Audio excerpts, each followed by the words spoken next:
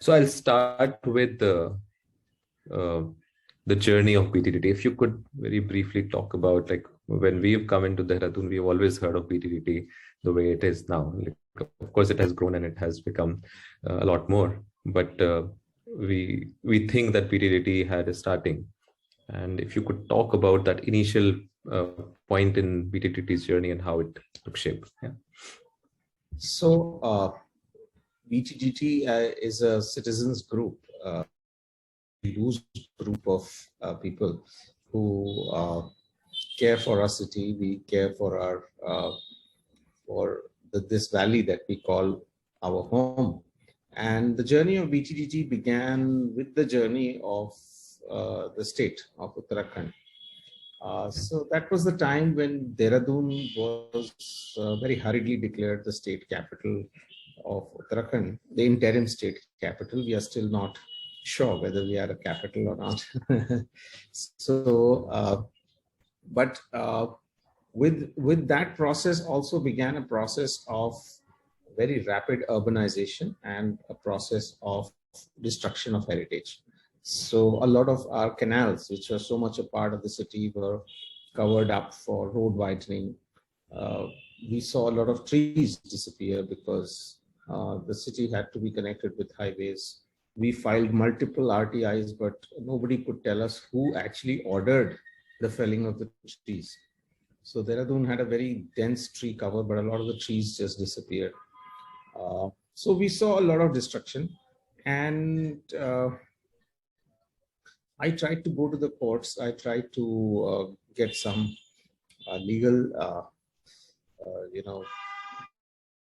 the city, but unfortunately, the courts also did not consider our requests, and they thought that we were being obstructionist. We were trying to obstruct the formation of the capital.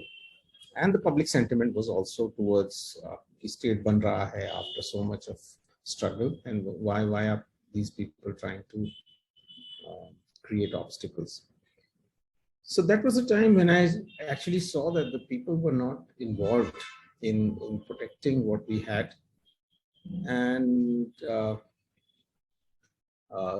and I realized that unless we could put people on the streets, nobody would actually take us seriously.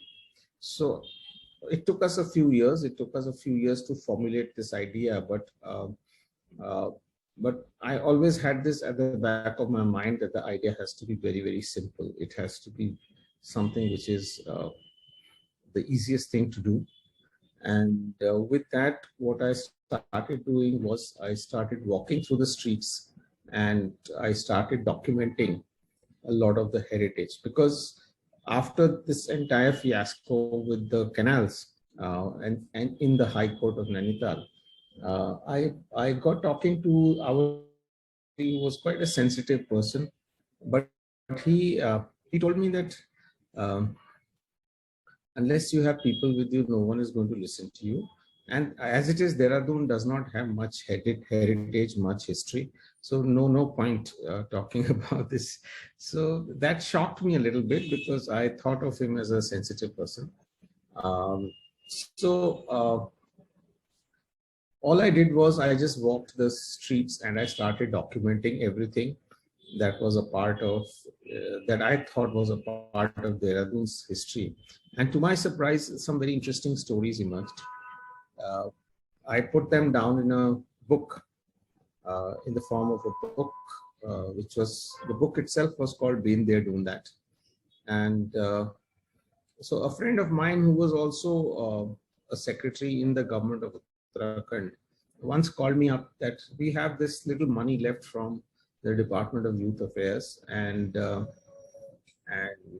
I want to put it to good use. Can you bring out a book on Dehradun?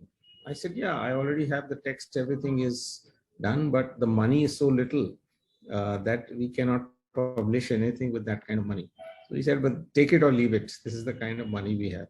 So, so that book came out, and when the book came out, he was quite impressed with the book. He quite liked the book, and he said, "Okay, let's launch the book now with a walk, with a heritage walk." So he kind of invited all the university toppers from all over Uttarakhand to participate in this first ever walk that BTT did.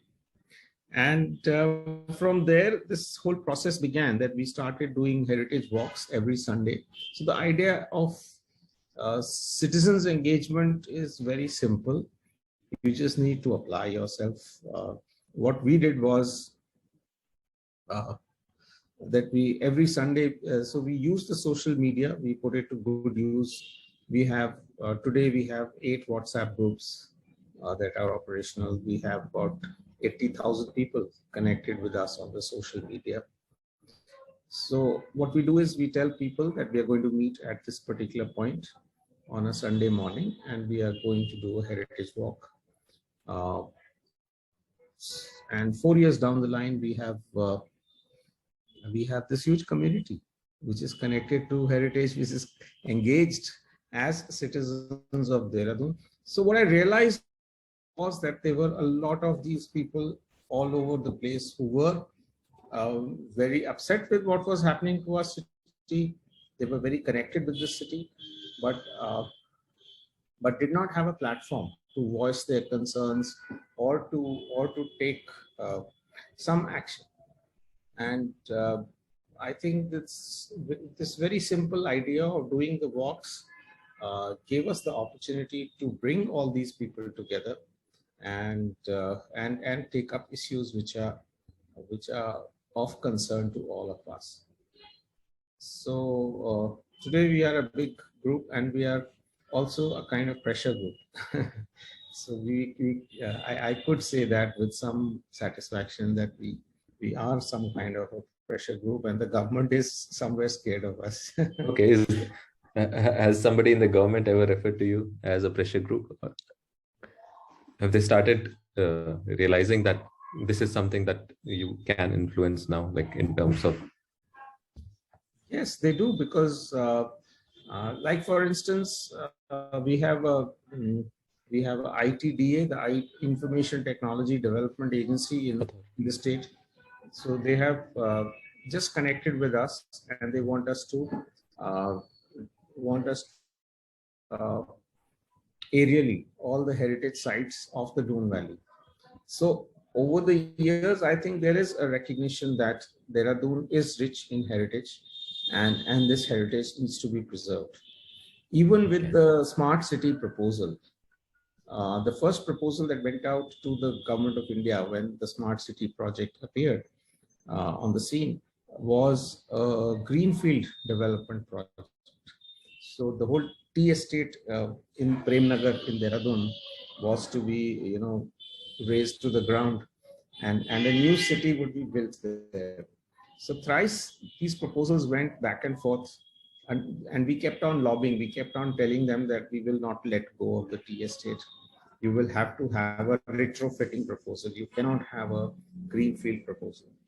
And the government went to the extent of, doing a poll in the city. So there were loudspeakers, and there were these cars and autos, and who would be parked outside universities and colleges. And what they were actually telling people was that greenfield means green city, and retrofitting means that it will be a new kind of a project. So nobody understood what greenfield and retrofitting meant. But eventually, after the proposal had gone in 3 times, Dehradun became the smart city. That was on the basis of a retrofitting proposal, that we have to rectify what has gone wrong with the city and not build a new city. So, so I think there also this recognition was there, and eventually they also put me in the board of directors. So it kind of, I think somewhere it shows that though they don't listen to me much, but I'm still part of the board of directors. And so we have a, as they say, we have a toe in the door in some of these deliberations. I know there are cities where even the mayors and commissioners are also not part of the smart city boards. So it is definitely I think a stamp of approval in terms of the kind of strength that the community has been able to put together. So my next question is about, like, Dehradun, as you said, is not a very historic city. By the way, like, Chandigarh is also not a very historic city. But most cities in India are, and continuously lived for so many years. And the people also are from various walks of life. And what were the strengths, or have you thought about what were the critical factors within the city of Dehradun and its people that allowed this community to become what it has become over the years? I asked this question from the point of view of that if there is any other city which thinks something similar, are there any seeds that people can probably think about that they're already there in the city? So have you thought about what were such factors that were there, which were the strength of the Dehradun city, which allowed this community to become stronger over the years? Yeah, I think Dehradun had, we have a lot of government institutions, central government institutions that are academic in character. So we have, the FRI, we have the ONGC, we have the Indian Military Academy, we have in Mussoorie the LBS Academy, the Lal Bahadur Shastri Academy of Administration. We have public sector undertakings like defense institutions like defense, Electronics and Applications Limited. So we have a lot of these institutions like Indian Institute of Petroleum, where a lot of the academia lives. So they are present in the city as a silent community. They are observing stuff that is happening. They cannot go too much against the government line, but they are also very, very sensitive to anything that is going wrong in the city. So I think all across, in all cities across the country, there is this very large but nascent group which needs to come together on a platform which would understand that that if a call is given to protect a particular space or to protect a particular site, some people will gather and some people will raise a voice. Like, I'll give you one or two very simple examples. We have a road, a very busy street in Dehradun called Chakrata Road. Now, road, the government had sanctioned tree felling for these people and pilgrim trees. So, all the sanctions were given, all the approvals were given by the forest department. And but I received a call from one of our members from the walking community one day early morning that they are felling a tree which is not even obstructing the road. And can we do something about it? I was reluctant because I knew that this was public knowledge that the permissions had been granted and the road had to be widened. So I tried to convince him that this is not going to work. He said, why don't you just come? At least come here and see what's happening, because I don't think this particular tree is obstructing the road. So I just went there. By that time, about 12 people had gathered, and we decided, and I kind of saw that the tree was not obstructing the road and they could leave the tree where it was. Incidentally, there was a temple under the tree also, which had already been demolished and moved away. So a lot of people told me that you can't save the tree, because if a temple goes, then the tree has to go with it. So the government is quite determined to get rid of the tree as well. So we went to the DFO, and so one person suggested, let's go to the DFO. So we went to the DFO. He said, no, I can't do it. This is fiat comply. Everyone has given permissions. Even I have given my permissions. And then there was a child with us who said that, but you can't cut that tree because there are beaver bird nests on the tree. So the DFO, who was until then arguing that he wanted to help us, he wanted to save the tree, but this is government orders and he has to comply. he told us that, oh, are there beaver bird nests? Let's go and check. So we went back to the tree and we saw that there were nests on the tree. And because of this little child, we hadn't noticed the nest, but he had noticed the nest. So he said, okay, now uh, we will have to apply the Wildlife Protection Act to this tree. And because of the Wildlife Protection Act, I will have, because it's a habitat for a rare bird, we will have to let this tree stand. We will not allow the tree to be felled.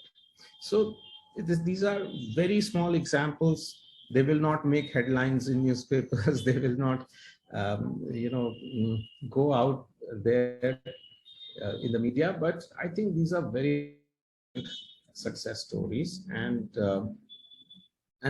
so many of them have occurred, which kind of renews my faith in citizens' engagement and all these silent citizens who cannot individually cannot do much, but when they come together, I think they are a very strong voice.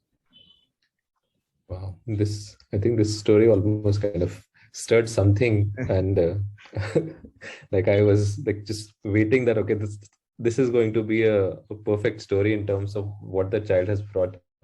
And these are the kind of stories we actually want to make like big headlines. And we ourselves are a very small organization, but this is our effort, that such efforts do get recognized and get talked about a lot.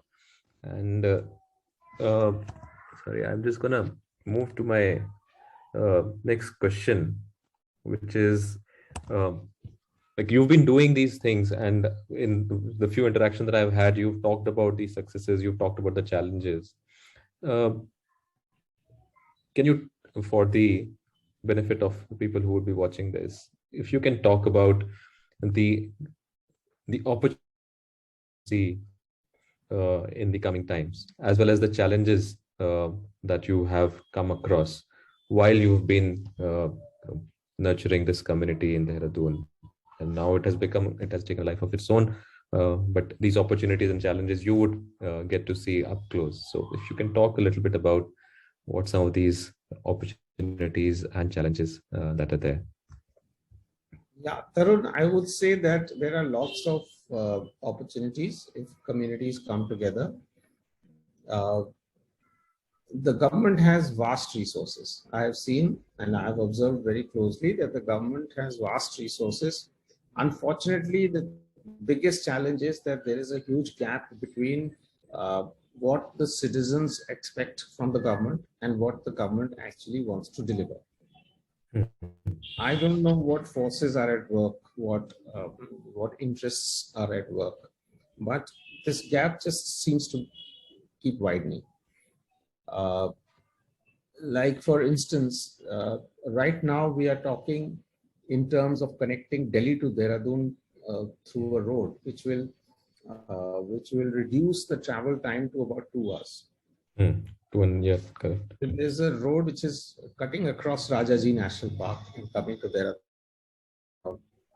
Many trees have already been felled. Many trees are going to be felled, and so that the travel time is reduced to only 2 hours. Now, do we want Dehradun to become an NCR? I don't seem to be particularly excited about this idea, because Delhi does not seem to be able to tackle its own pollution problems. I've heard about kids going to exam in the current board exams, and the government is providing them inhalers. Now, this Orwellian, nightmare is happening right now. That schools and the government, they are providing all these, each kid with an inhaler, so that they can go and appear for the examination, because the air quality is so poor. Now, do we want that to happen in our smaller cities as well? If we reduce the travel time, we will have, this city will also become something like Ghaziabad or Faridabad or whatever. So people do not want this thing to happen. Residents don't want to live in such a state, because we clean air and water and the basic gifts of nature. economic miracles and economic booms may come later. But the first thing that we need is clean air. But the government doesn't seem to think so. They seem to have some other ideas. Now it is up to the community to come together and bridge this gap between expectations and delivery. So it is the community that has to, be very vocal about these things. And so I think that gap is the huge challenge. That gap is the real challenge, where the communities are silent. They are just bearing the brunt of whatever is being offered to them from people who have no touch with the ground realities. Uh, Interestingly, most of the bureaucrats that serve in our state, Uttarakhand, have very little connect with the state. They are not stakeholders in the sense that they don't want to settle down in Uttarakhand. They will, after the next posting, they will maybe settle down somewhere else. So, who are the stakeholders? The people who have homes here, whose kids are going to be brought up in this valley. So, the state, uh, you know, stand up for what they need, and uh, the opportunities are immense because the government has immense resources. Now, where these resources will be spent is what the community has to ensure.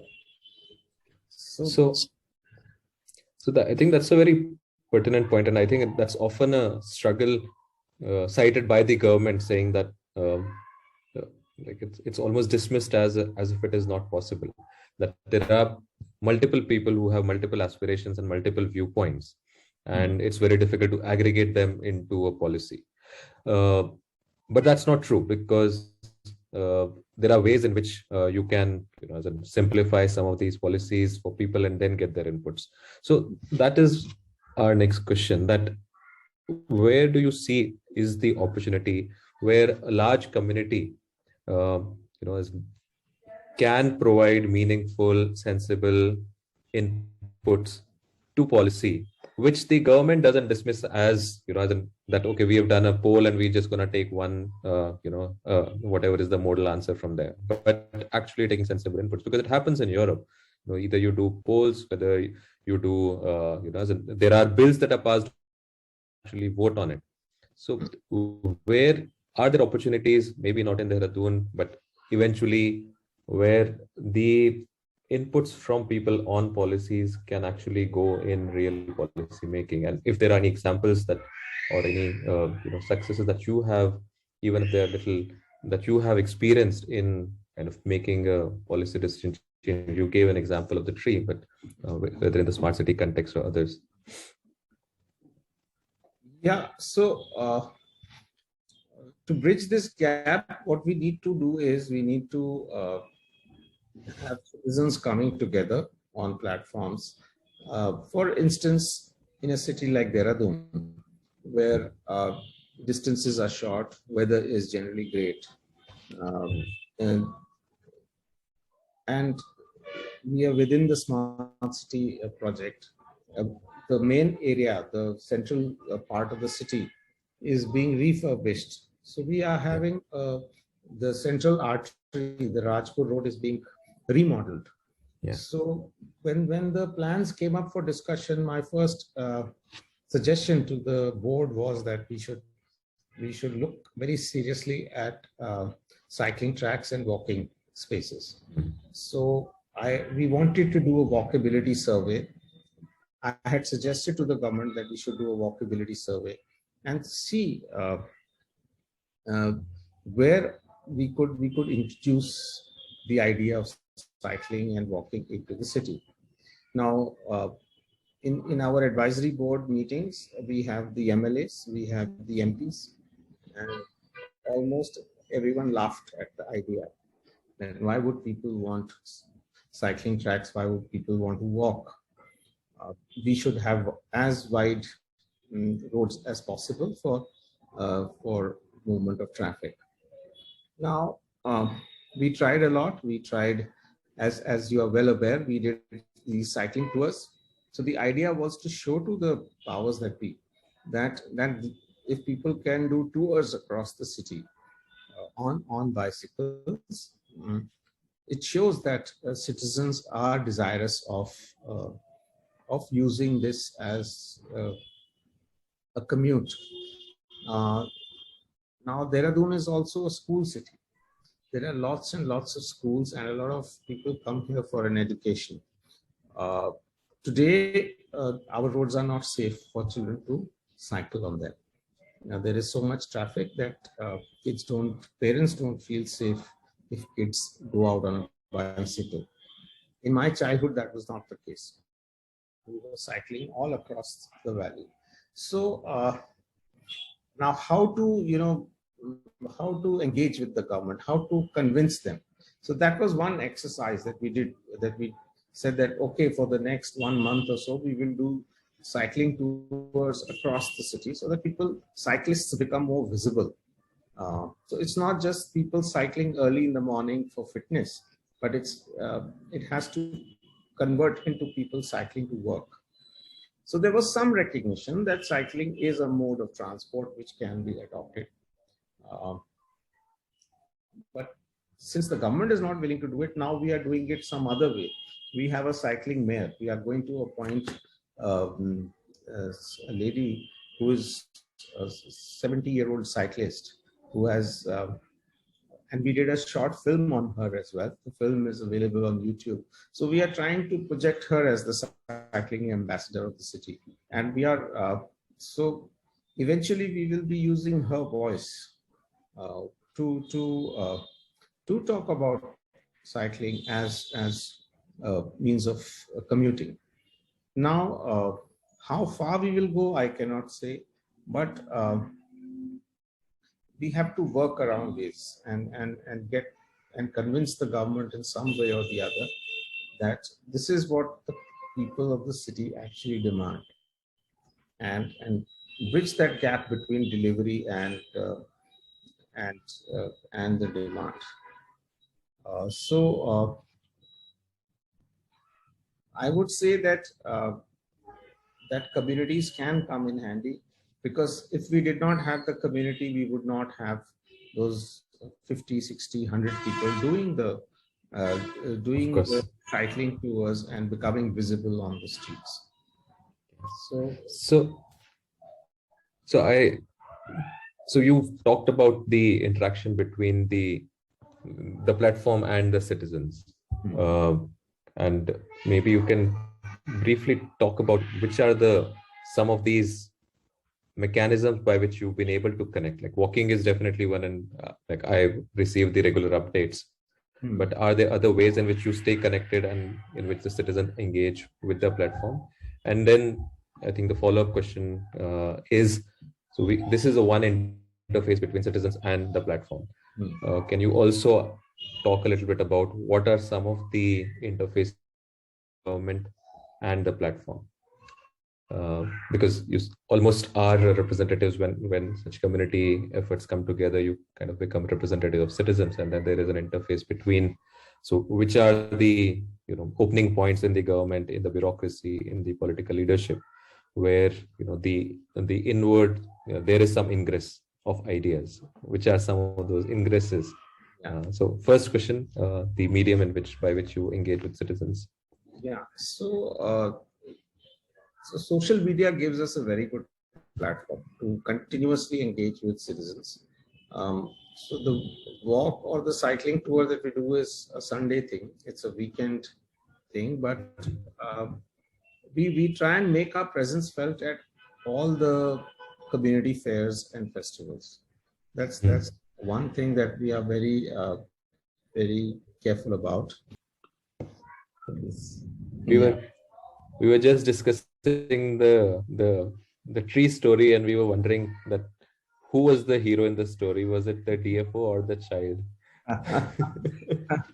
It's really, that story is so moving. I literally had tears in my eyes when you were talking about it. Yeah, the same here. That's what I was saying. It is really moving, and it got us talking. Yeah. I keep narrating the story to a lot of people, and but there are several such stories. Like very recently, what we did was this walking trail that goes up to Mussoorie from Dehradun. So the trail, apparently the tourism department wanted to pave the entire route so that cars could actually ply on the route. So they were trying to concretize the whole thing, and there was this huge project that was sanctioned. So we got so some of the we got in touch with some of the other organizations like Citizens for Green Dune to talk to the officials of the tourism department, and we were trying to tell them that this is not done, that please leave some space for walkers as well, because there are already 3 highways leading up to Mussoorie. There is no need for a fourth road going all the way up. So then I got a call from Citizens for Green Dune that some of the officials will be coming to inspect the road on the weekend, on the Sunday. And so we had plans to go on a walk somewhere else, but we decided to change the plan and go up to the Kipling Trail, which we do maybe once a year. So we were all like these 60-70 walkers. We kind of surrounded the officials from the tourism department, and each one of us talked to them about the need for the trail to remain walkable and not to be paved, not to be concretized. And I'm happy to share with you that they saw a point. So if we had not done that particular walk, or we had not come together with the other organizations like Friends of Dune, Citizens for Green Dune, and so many others, this would not have happened, and we would have had just another road leading up to Mussoorie. But at the moment, the construction work has been halted.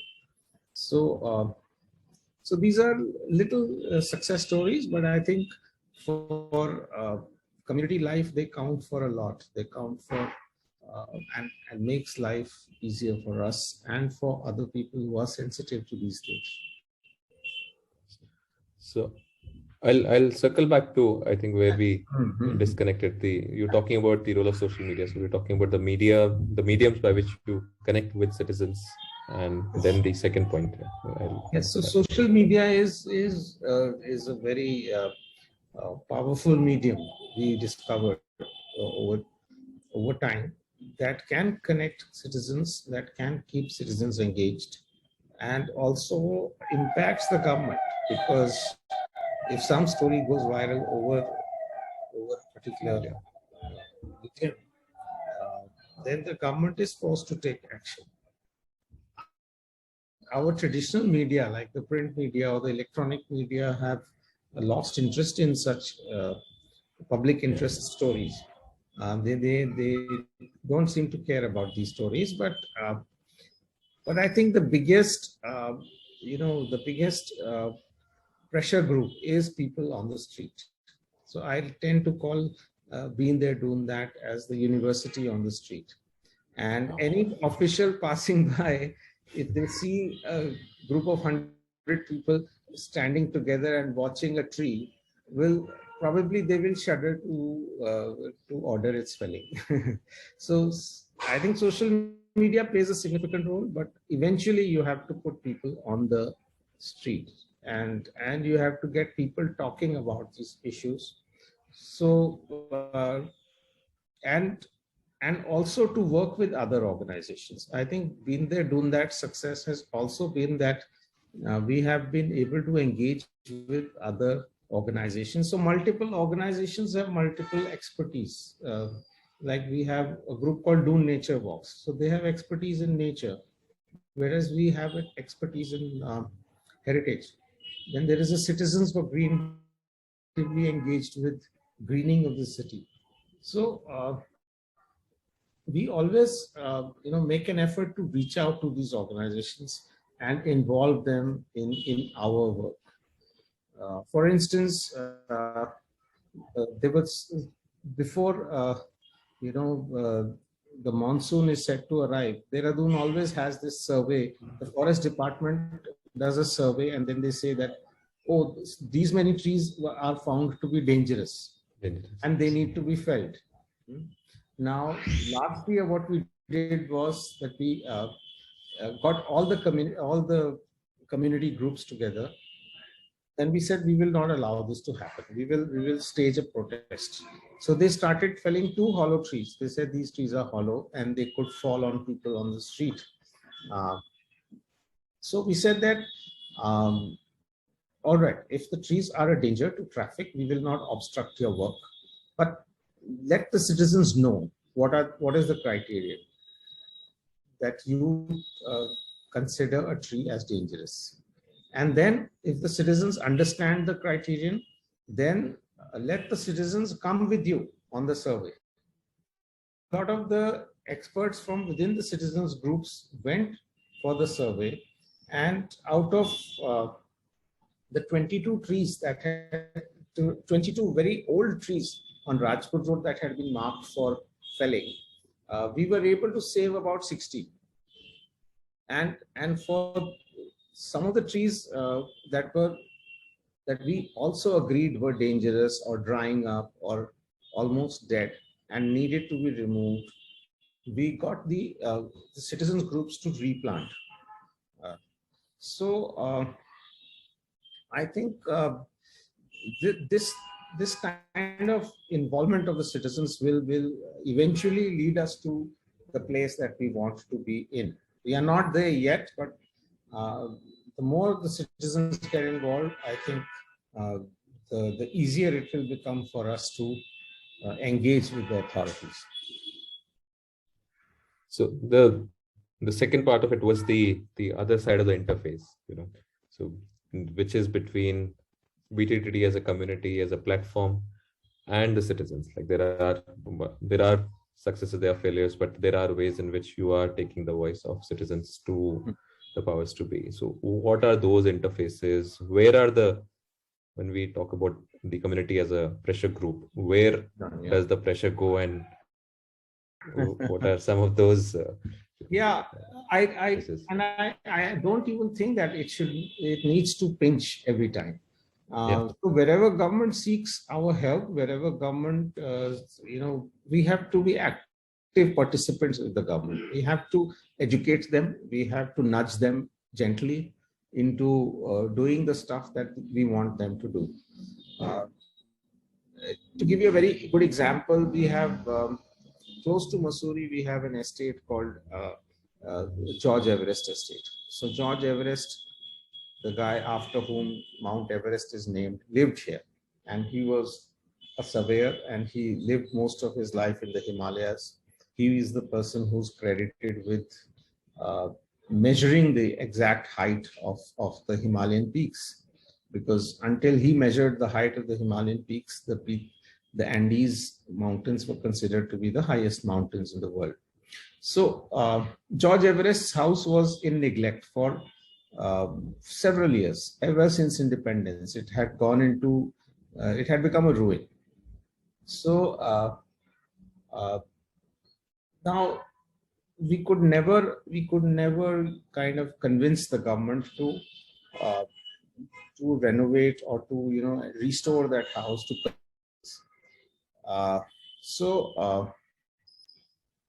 We tried at several forums. As part of INTAC, I got a conservation plan done at my own expense.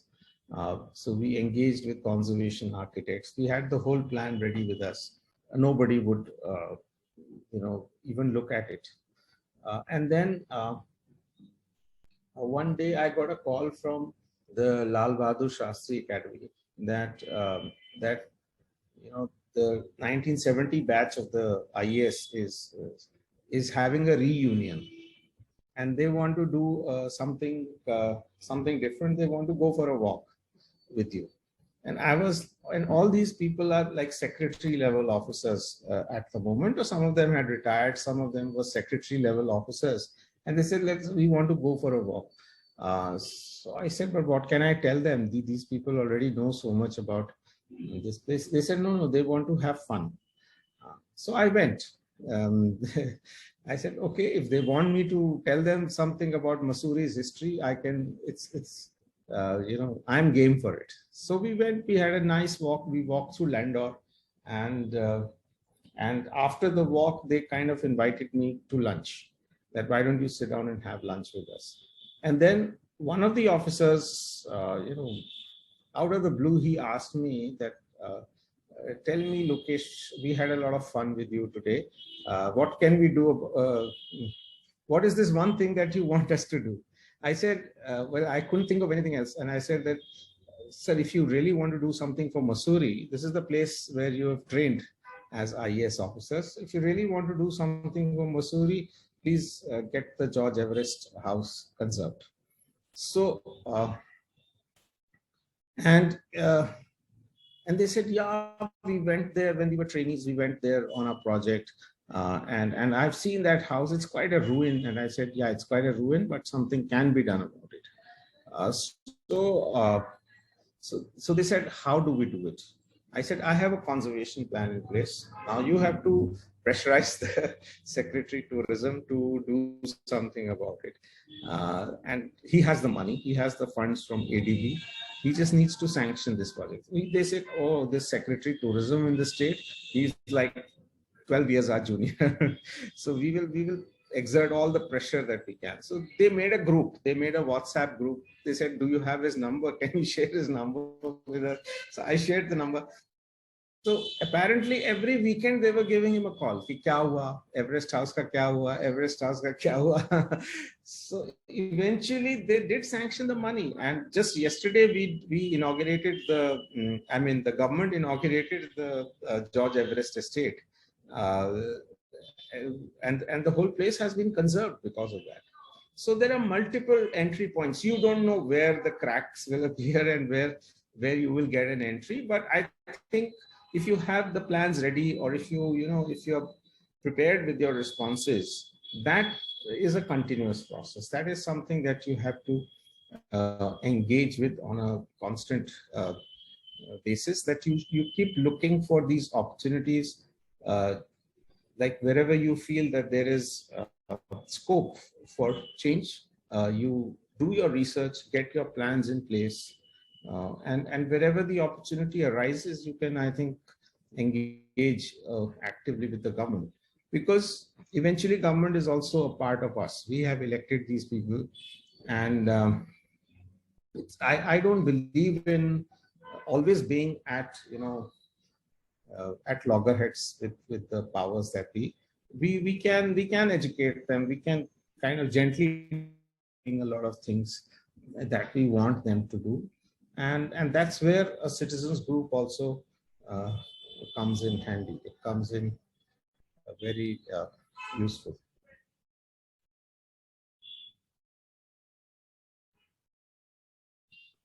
Tarun, you're muted. Sorry. I'm saying that my mind is like brimming with like 1,000 things, but they are all so enmeshed now that I don't know what to ask. And there, like I want to ask about what you talked about in the beginning, which is about this presence of this subtle power of academics and institutions.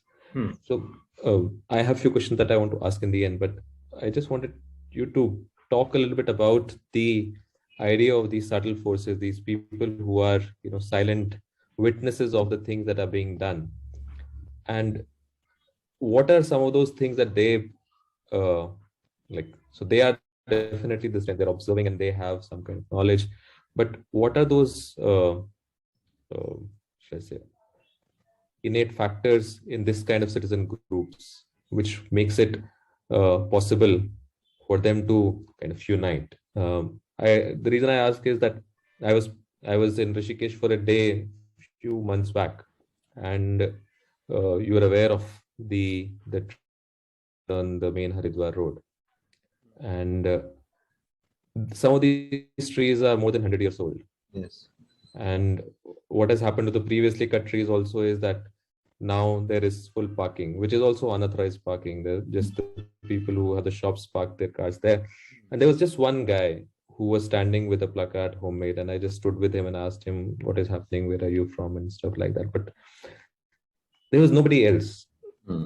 And is it because of the academics? Is it because of knowledge that people have?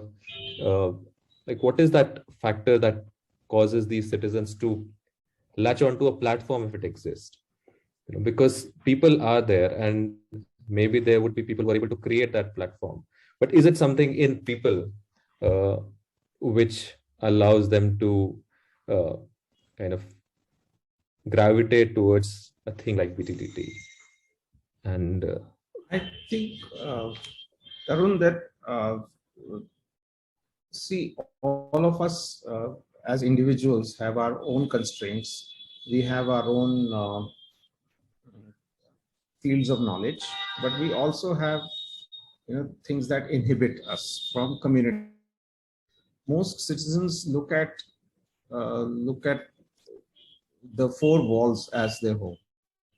So they think that what is happening within the boundary wall is what concerns us, and what is happening on the street maybe does not concern us. That is government's job. वो तो सरकारी जगह है, सरकारी जमीन है, सरकारी जंगल है, वो अगर उसको काटना चाहे तो काट सकते हैं. Now, when you build a community,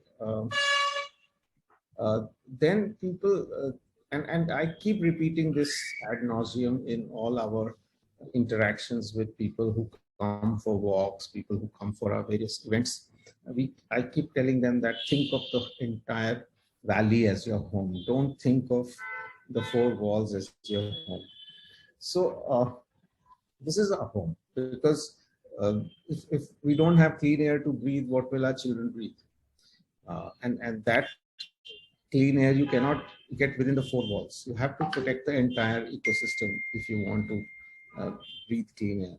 So I think this message has to be repeated and repeated again for people to absorb it, for people to imbibe it, and to start thinking in that particular way. So academics, they work with government, they have their inhibitions, they have their expertise. Now, there are times when we use their expertise, when we use their right now we are fighting. Several organizations are coming together to fight this court case against the all-weather road, which is going all the way up to Jharkhand. The judgment is reserved in the Supreme Court, but all of us we are not in the forefront, but we are very actively engaged with the entire process of litigation. We are using a lot of information and knowledge and help from the forest officers, from the geologists of the Wadia Institute of Himalayan Geology, from the executive engineers from PWD and other places. We are using their knowledge informally. So we are talking to them, we are engaging with them. They also know the perils of doing such a stupid thing as to build a 6-lane highway all the way up to Badrinath and Kedarnath. But they have to save their jobs as well. So I think building a community, it takes a few years but it's worth the effort, because that one citizen standing with the placard will not make a difference. I have seen it myself. I've experienced the helplessness of it all when the trees were being felled in the valley. So today, when we get people to come together, we have more failures than successes. I'll admit very candidly, but whatever successes we do have give us a lot of satisfaction. So yes, academics are generally timid. they are not activists, and I think that is something that we must accept. People who work for government cannot protest openly.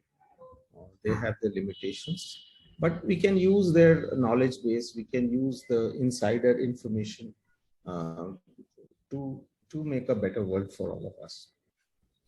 No, that's I think I all that I take from is a very hopeful message that everybody wants to do, and there are ways in which they are doing. So other cities start something of this sort where they want to build community action. And there are avenues and there are ways in which they can do it.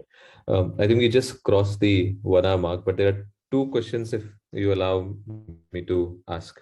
Just one more point before we go on to the next question. And we are very, we are very eager to help anyone who wants to do something like what we have done in our city. We would be very happy to engage with people who want to build communities in other cities as well. So I think that's one of the objectives for this conversation, to be able to project those messages also, that if something like this is happening, what are the lessons that they can learn. So we really hope that it would be instrumental in facilitating some of that. Yeah. So the question that we wanted to ask you was, if you had, the first question is actually, what would be the aspiration or the dream, for BTDT to be in future? Like, it's not that you started with the agenda or a mission, it kind of evolved. But if there are certain things that you want BTDT to be in the future, what would that be? The associated question to this is that, what would be your appeal to community? What is that one or two things that you would want the citizens to do, which will enable BTDT to become that? So, what kind of support they can give you? Yeah. So, we don't really have ambition, as you said very rightly. We have just evolved out of trial and error.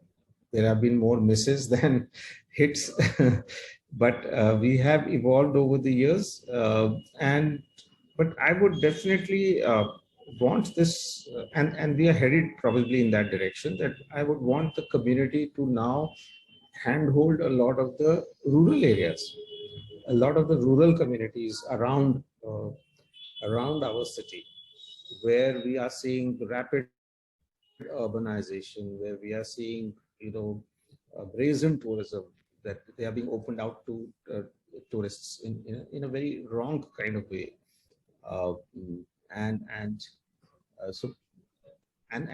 within Uttarakhand we have this huge issue of ghost villages, where people are abandoning their villages and coming to the cities.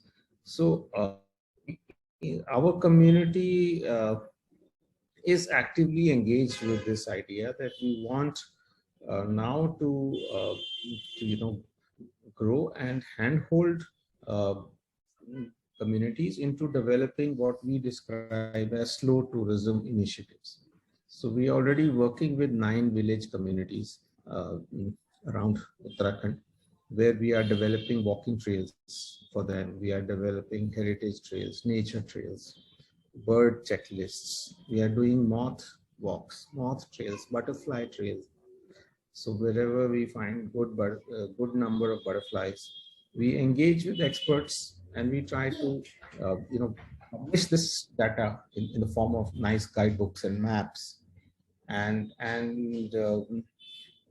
we train communities, the youth from these communities, to market as well as to attract the right kind of tourist who's interested in the experience rather than being interested in partying all the time. So that's one direction that I would definitely like the community to go into. That is not just stay limited to the city itself, but branch out and also help the villages develop in the right way. What I would expect the community to come together and do for us is, I can't say, because the community is already giving us so much. To give you a very small example, when the second wave of COVID hit us, the community had started a small cafe in Dehradun. So we have a small cafe called Cafe Lata. So we already had the kitchen and the staff in place, and we already had the team that is working with the community. And so some people requested us that they're not able to cook and they want food. So I just put out a post on the community platform that we are doing this free food service for people, and we will deliver food to anyone who wants. I didn't ask for money. I just told people that we are happy to deliver free food to anyone who needs it.